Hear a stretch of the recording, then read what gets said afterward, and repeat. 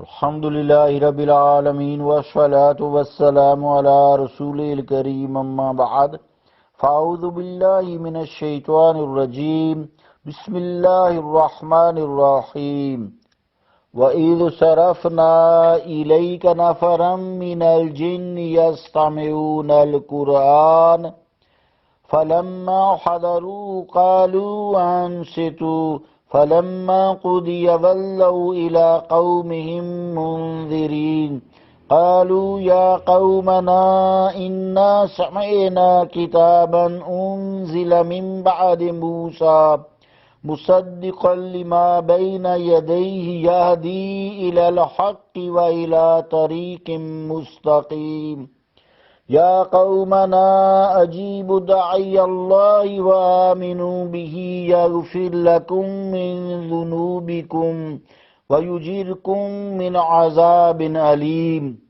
ومن لا يجب داعي الله فليس بمعجز في الأرض وليس له من دونه أولياء أولئك في ضلال مبين صدق اللہ العظیم۔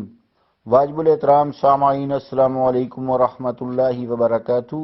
آج سورہ الاحقاف کی ہم نے 29 سے لے کے 32 نمبر آیات تلاوت کی ہیں، ان کا ترجمہ سماعت فرمائیے۔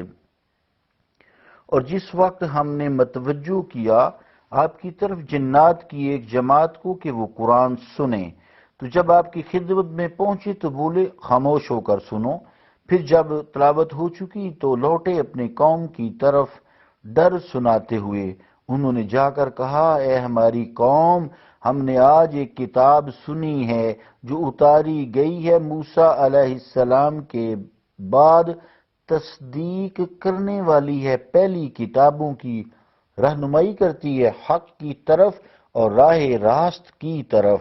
اے ہماری قوم، قبول کر لو اللہ تعالیٰ کی طرف بلانے والے کی دعوت کو اور اس پر ایمان لے آؤ، بخش دے گا تمہارے لیے تمہارے گناہوں کو اور بچا لے گا تمہیں دردناک عذاب سے۔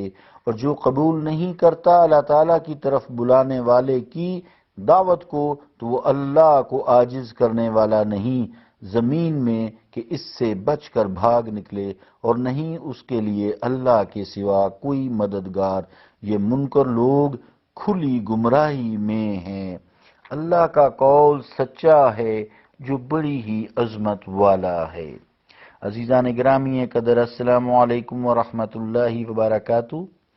آپ صلی اللہ علیہ وآلہ وسلم کی ہجرت سے پہلے اور پھر ہجرت کے بعد آپ صلی اللہ علیہ وآلہ وسلم کے پاس جنات کی حاضری کا سلسلہ جاری و ساری رہا۔ وہ حضور کریم صلی اللہ تعالی علیہ وآلہ وسلم کی زبان اقدس سے کلام الہی سنتے، شریعت کے مسائل پوچھتے، پھر اپنی قوم میں جا کر ان کی تبلیغ کرتے۔ علامہ خفاجی رحمۃ اللہ علیہ نے لکھا ہے کہ ہجرت سے پہلے 6 بار جنات آپ صلی اللہ علیہ وآلہ وسلم کی خدمت اقدس میں حاضر ہوئے تھے۔ روح المعانی زیر آیت ھذا جز 26 صفحہ 31۔ اس طرح وہ احادیث مبارکہ جن میں اس واقعہ کو مختلف انداز سے بیان کیا گیا ہے ان میں بھی تطبیق ہو جاتی ہے۔ جنات کا ایک عجیب واقعہ ہے جو علامہ ابن کثیر رحمۃ اللہ علیہ نے اپنی تفسیر میں لکھا ہے، آپ بھی سماعت فرمائیے۔ لکھتے ہیں کہ حضرت براء بن عازب رضی اللہ تعالی عنہ فرماتے ہیں کہ ایک روز حضرت فاروق اعظم رضی اللہ تعالی عنہ خطبہ ارشاد فرما رہے تھے۔ آپ نے پوچھا، تم میں سواد بن قارب ہے؟ خاموشی طاری رہی۔ آئندہ سال پھر آپ نے یہی سوال دہرایا۔ میں نے عرض کی، یہ سواد کون صاحب ہیں؟ فرمایا، ان کے ایمان لانے کا واقعہ بڑا عجیب و غریب ہے۔ اسی دوران میں حضرت سواد رضی اللہ تعالی عنہ بھی یہاں پہنچے۔ حضرت عمر فاروق رضی اللہ تعالی عنہ نے فرمایا، اے سواد، اپنے ایمان لانے کا واقعہ بیان کرو۔ سواد بولے، اے امیر المومنین، میں ہند میں تھا اور ایک جن میرا تابع تھا۔ ایک رات میں سویا ہوا تھا اور اس نے آ کر مجھے خواب میں کہا، اٹھو اور میری بات غور سے سنو، اللہ تعالیٰ نے قبیلہ لوئی بن غالب سے ایک نبی مبعوث فرمایا ہے، دوڑو اور اس پر ایمان لو۔ 3 رات یوں ہی ہوتا رہا۔ اس کے بار بار کہنے سے میرے دل میں اسلام کی محبت پیدا ہو گئی۔ میں اونٹنی پر سوار ہوا اور مکہ مکرمہ پہنچا۔ وہاں میں نے دیکھا کہ لوگ حضور کریم صلی اللہ تعالی علیہ وآلہ وسلم کے پاس حلقہ بنائے بیٹھے ہیں۔ جب حضور کریم صلی اللہ علیہ وآلہ وسلم کی نظر اقدس مجھ پر پڑی تو فرمایا، مرحبا بکا یا سواد ابن قارب، قد علمنا ما جاء بکا۔ ترجمہ کیا ہے کہ اے سواد، خوش آمدید، جو تجھے لے آیا ہے ہم اس کو بھی جانتے ہیں۔ میں نے عرض کی، یا رسول اللہ، میں نے چند شعر عرض کیے ہیں، اگر آپ اجازت مرحمت فرمائیں تو پیش کروں۔ حضور کریم صلی اللہ علیہ وآلہ وسلم نے اجازت فرما دی۔ انہوں نے پھر قصیدہ پیش کیا تو ابتدا میں فرماتے ہیں میں اپنے خواب کا واقعہ بیان کیا۔ ابتدا میں انہوں نے اپنے خواب کا واقعہ بیان کیا، پھر بڑے محبت بڑے انداز میں اپنے ایمان لانے کا اعلان کیا۔ چند شعر عزیزان گرامی قدر آپ بھی سماعت فرمائیں۔ ایک شعر یوں ہے، فَأَشْهَدُ أَن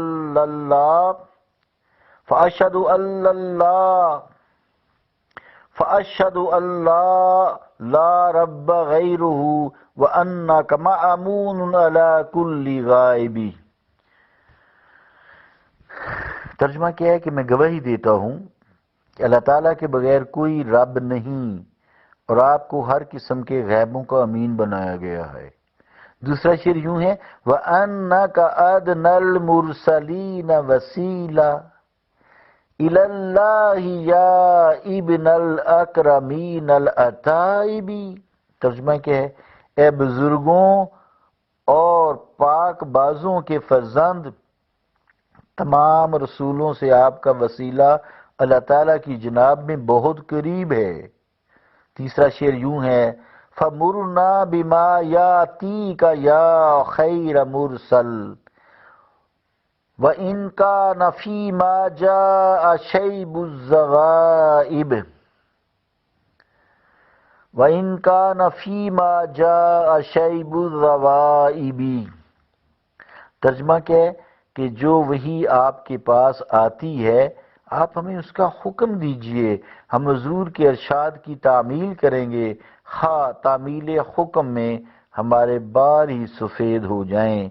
چوتھا شعر یوں ہے، وَكُلِّ شَفِيعًا يَوْمَ لَا ذُو شَفَاعَةٍ سِوَاكَ بِمُغْنٍ عَنْ سَوَادِ ابْنِ قَارِبٍ۔ ترجمہ ہے، یا رسول اللہ، اس روز سواد بن قارب کی شفاعت فرمائیے جب حضور کے بغیر کسی کی شفاعت کوئی فائدہ نہ پہنچائے گی۔ عشق و محبت، ایمان و یقین سے لبریز یہ اشعار سن کر حضور کریم صلی اللہ علیہ وآلہ وسلم مسکرا دیے، ہنس دیے، یہاں تک کہ دندان مبارک ظاہر ہو گئے اور مجھے فرمایا، افلاحت یا سواد، اے سواد تو دونوں جہانوں میں کامیاب ہو گیا۔ امیر المومنین نے پوچھا کہ کیا وہ جن اب بھی تمہارے پاس آتا ہے؟ عرض کی، جب سے میں نے قرآن کریم پڑھنا شروع کیا پھر نہیں آیا۔ میں خوش ہوں کہ اس جن کے عوض مجھے قرآن کریم جیسا صحیفہ ہدایت مل گیا۔ تفسیر ابن کثیر زیر آیت ھذا جلد 4 صفحہ 168۔ عزیزان گرامی قدر، اس آیت میں من بعد موسیٰ کے الفاظ سے پتہ چلتا ہے کہ وہ جن حضرت موسیٰ علیہ السلام کے امتی تھے۔ اللهم صل علی محمد وعلى ال محمد وبارک وسلم ربنا آتنا فی الدنیا حسنۃ وفی الآخرۃ حسنۃ وقنا عذاب النار وادخلنا الجنة مع الابرار یا عزیز یا غفار یا رب العالمین رب اغفر وارحم وانت خیر الراحمین اللهم انک عفو تحب العفو فاعف عنا یا غفور یا غفور استغفر اللہ ربی من کل ذنب واتوب الیہ صلی اللہ تعالی علی رسول خیر خلقہ محمد وعلی آلہ واصحابہ اجمعین برحمتک یا ارحم الراحمین.